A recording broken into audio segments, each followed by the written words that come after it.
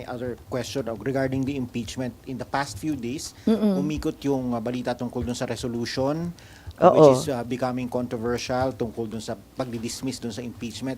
Kayo po ba meron kayong sariling version? Kasi kahapon si Senator De La Rosa admitted na meron siya.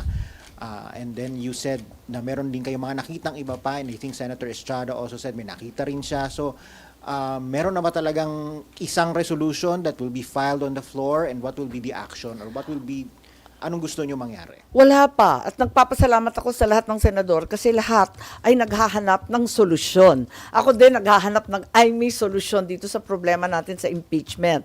Para sa akin, personal lang ha, walang resolution to. Dapat i-dismiss na ito kaagad.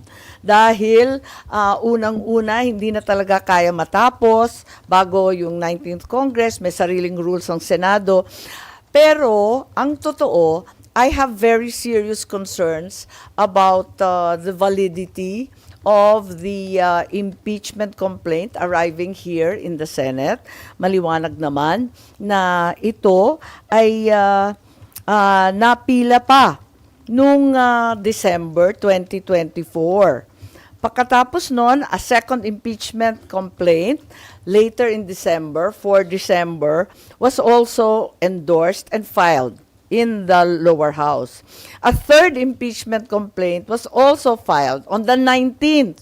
So, bale, 2nd December, 4th December, 19th December, andyan na, klaro na yung impeachment complaint na nandyan sa house. Tapos, alam naman natin yung background niyan, October 2023, marami nang nagbababala na sila ay magpapadala ng impeachment complaint. Para sa akin, dahil dito, maliwanag na hindi nila ipinadala sa amin dito sa house kaagad-agad. Bakit? Ang tanong ko. Bakit wini-withhold? Kung wini-withhold nila, abay sila pala ang nagpatagal nitong lahat. Despite the lapse of 2 months, no action was taken to transmit to the Senate or refer any of the first 3 verified complaints. Only on the 5th of February, a 4th impeachment complaint was endorsed and signed and finally sent to the Senate. So, para sa akin, kinakailangan alamin kung tama rin ang ginawa ng Kongreso. Sinasabi nila dinelay ng Senado. Ang akin, teka muna, sino ba talaga ang nag-delay niyan? At ngayon, violative na of the 1-year ban on filing impeachments.